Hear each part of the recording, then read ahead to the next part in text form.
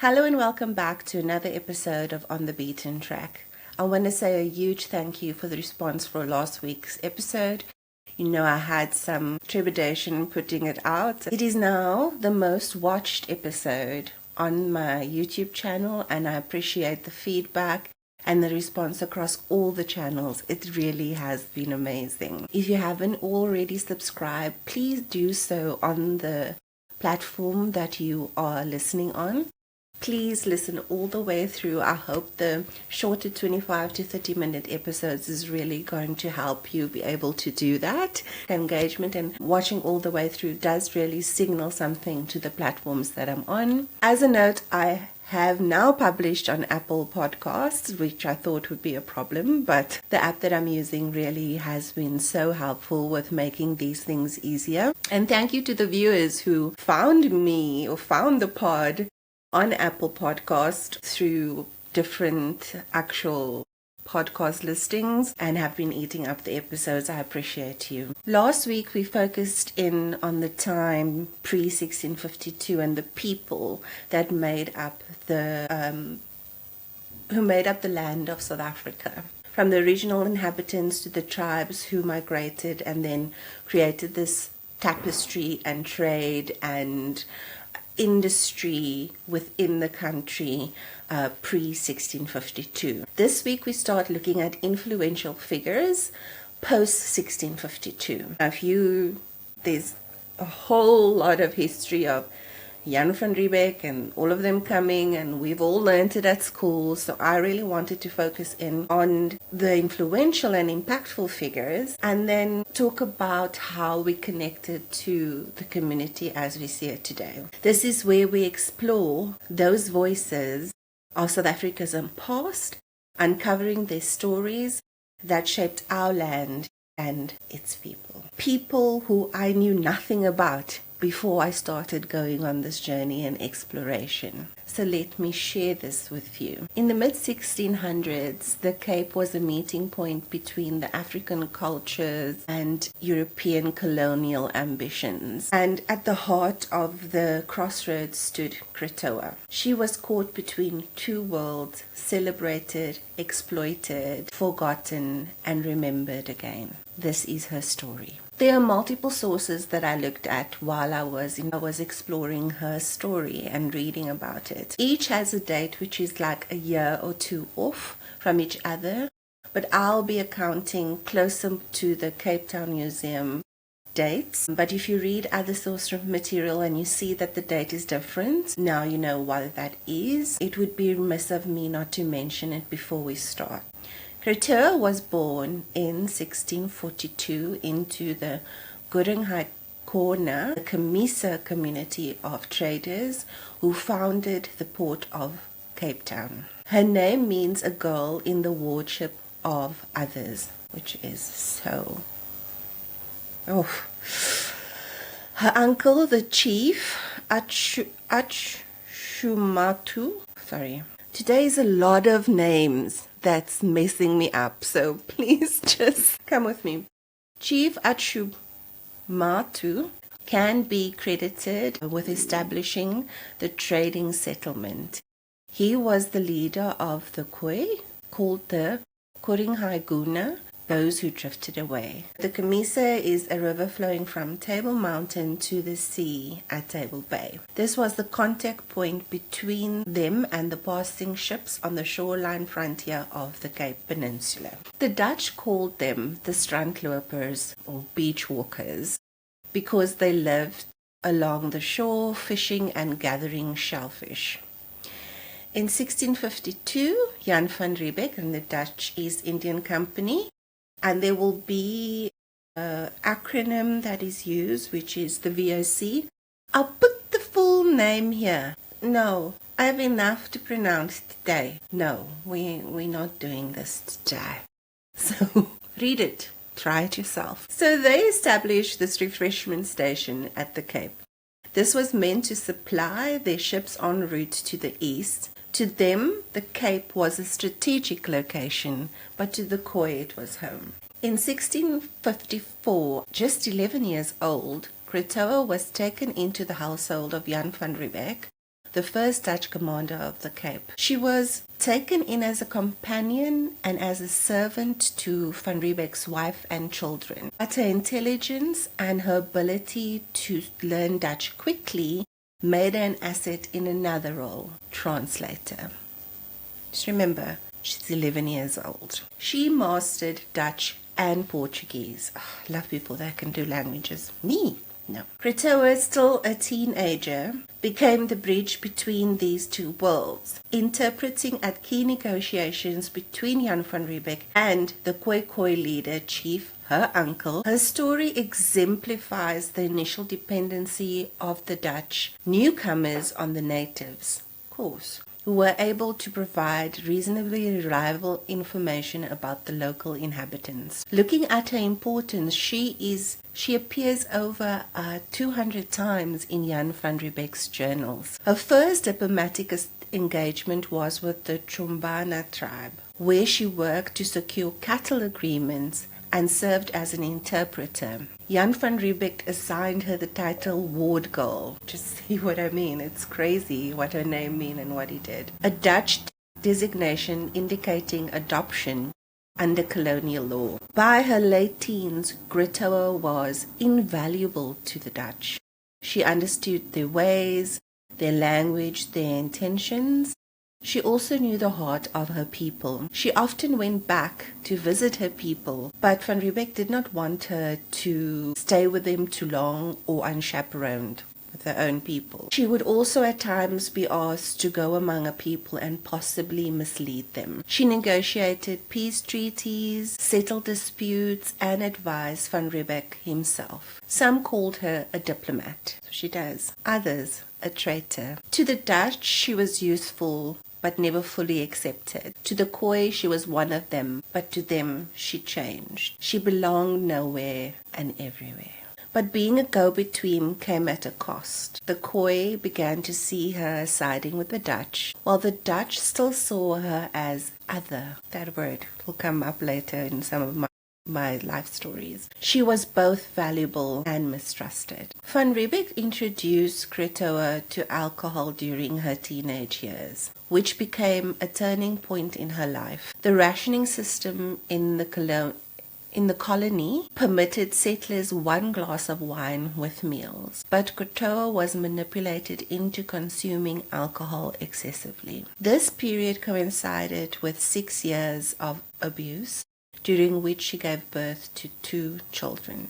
I just want to mention, she's a teenager. The Cape Town Museum states, at times she would have been happy with her own people and treated like a princess, but at other times she was surrounded by European men who may have plied her with alcohol and crept into her bed at night. The inner turmoil must have been great, and like any person who had been in such situations, she became resourceful and streetwise. Her skills as a diplomat and linguist also had a lot riding on it. The wrong word in the wrong company could result in reprisals and death. What a responsibility for a young girl, a teenager. There were also intense periods of violent conflict and war.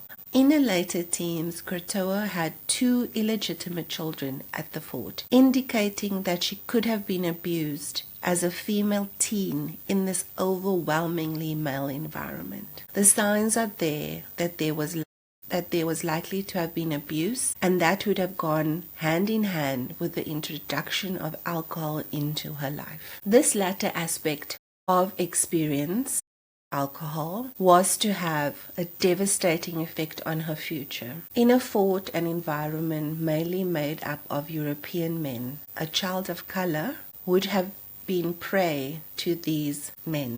The use of alcohol and tobacco was policy of the commander to control the local people as well as the 400 West African slave children who arrived in 1658 sick and dying. Krotoa too, it would seem, would have been pacified with alcohol and tobacco introduced to her by Van Riebeck. This would have started her path of destruction. Now, I debated about whether to leave this part in. Most of the accounts of her life do not speak about this at all. this early introduction of alcohol and her 2 kids she had as a teenager. If I didn't include it, then the impact of alcohol later in her life would have seemed like suddenly it happened, or would be me feeding a stereotype I refuse to perpetuate without context and understanding. This account isn't pretty, I understand that. And it was really hard to read through. Even now, I couldn't speak about her if I couldn't fully account for what happened to her and appreciate her iconic impact. The thing we have to remember, which I've been saying, she was a child when she started interpreting and translating, when she started this job of diplomacy as a child, as a teenager, when all of this was happening, negotiating this uncertain world and treaties and all these new things brought into your life. To look past that would be denigrating her to the tales of those told who discount that as a factor. The relationship between her and Jan van Riebeeck soured with the last account of her in his journals in 1661, with him leaving the Cape in 1662. With his departure, she knew she was vulnerable. Her role as an interpreter with special status had abruptly ended as her wardship under Jan van Riebeeck. The commander who took over from Riebeeck was very suspicious of her and had his own ideas about the local community. By 1662, Krotoa had converted to Christianity and was baptized. She was sharp enough to know that the baptism would afford her some status and protection. Clever. In 1664, she married a Danish surgeon, Peter van Meerhof, who was a surgeon and a VOC official tasked with capturing and trading slaves. They were the first official recorded union between a European and an indigenous woman at the Cape. While some Europeans opposed this marriage as scandalous, of course they did, it was a convenience not only for Krotoa but also for the VOC, as it provided a means to spirit Krotoa away from the public gaze. They went to live on Robben Island, where Peter served as the superintendent. Here they had 3 children, and after the 3rd child, Van Meerhof's death occurred in Madagascar in 1668. Krotoa's status at the Cape deteriorated sharply. She was widowed, isolated, and increasingly alienated from her Khoi roots. I found one detailed account of her kids. The baptisms of 3 of the children have been found in the Cape First Baptismal Register, which started in August of 1665. The one, Jacobus, born in 1660, Peternella, 1662. Then we had a child who died in infancy in 1664. We had Solomon, who was born on Robben Island and baptized in the Cape of Good Hope in 1666. Then we had a child born on Robben Island who died in infancy in 1668. Then Geronimus, yes, born on Robben Island and baptized in the Cape of Good Hope in 1670. Anthony, I don't know, how do you pronounce this? Was born in Robben Island in 1672 and baptized in 1673. Sorry, the baptism is obviously important because it's on the baptismal registry. Then the 8th child died in infancy in 1674. Despite her personal struggles, Krotoa played an essential role in negotiating key treaties between the Dutch and the Khoi leaders, and some of those early negotiations were taken about by her or her uncle. She actually replaced her uncle in Jan van Riebeeck's trust for those negotiations. So there's peace negotiations for 1659 and 1660. She mediated talks between the Dutch and the Kochi tribe helping to end the First Dutch-Khoi War, which had erupted due to the Dutch encroachment on Khoi grazing lands. Then trade agreements. Krotoa secured cattle trade deals between the Dutch and the Khoi leaders, ensuring a steady livestock supply for the Dutch settlement. Then diplomatic relations with Korenghaikuna. She worked to mediate disputes between her people and the Dutch, though the Khoi leaders like Doman viewed her alignment with the colonizers as a betrayal. As I mentioned, alcohol had been introduced to her as a teenager, and at this stage of her life, she was struggling with it. In 1669, she was imprisoned unjustly for immoral behavior at the castle, that's the Castle of Good Hope, and then banished to Robben Island. She was seen as a problem by the Dutch. She was labeled as a drunk and accused of misconduct. Okay. This was likely the result of the strict anti-alcohol laws the VOC had passed to govern the local population after they introduced higher proof European liquors. So you introduce it and then you imprison people for it. So this time she returned to Robben Island, and I think she went there a couple of times, but not as a wife, but as a prisoner without trial. She died there in 1674 at just 31 years old, alone, forgotten. Break your heart. Krotoa's life has been reinterpreted many times. To some, she was a traitor who betrayed her people. To others, she was a survivor. To others, she was a survivor and a cultural mediator caught in an impossible situation. Today, she's increasingly seen as an early symbol of South Africa's mixed heritage, which would later be called the colored community. Krotoa lived between two worlds. I started this by saying that, and was never fully accepted by either. In 2016, her remains were reburied in a ceremonial grave at the Castle of Good Hope, a symbolic homecoming after centuries of displacement. Krotoa's story is not one of simple heroism or villainy. It's a story about identity, survival, and the cost of living between two worlds. She left behind descendants who were part of South Africa's complex cultural tapestry. And she left us with a reminder that history is not just black and white. It is lived in the grey spaces in between. From her story, certain lessons emerge. She was caught between her Khoi roots and the Dutch colonial world, never fully accepted by either. This teaches us about the pain of cultural dislocation and the complexity of negotiating multiple identities. Then, as a young girl, she mastered Portuguese and Dutch, showing intelligence and resilience. Despite exploitation, she shaped history by being one of the first intermediaries and interpreters as the Cape. Sorry, let me just move this up. Krotoa's tragic decline into poverty and alcoholism reveals the human cost of colonial exploitation, especially on women. It highlights how systems of power can marginalize those who try to bridge divides.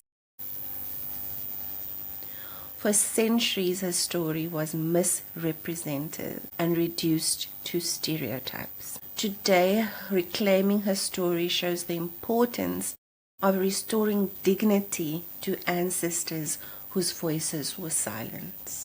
I wanted to make a connection between Krotoa's life and the colored community, and I hope you see this connection too. Just as Krotoa's children were born of cross-cultural union, the colored community is rooted in those early blending of San and Khoi, Asians, Africans, and Europeans. The struggle Krotoa faced in belonging mirrors the colored community's ongoing search for identity, neither fully acknowledged by apartheid's racial hierarchy nor fully understood today.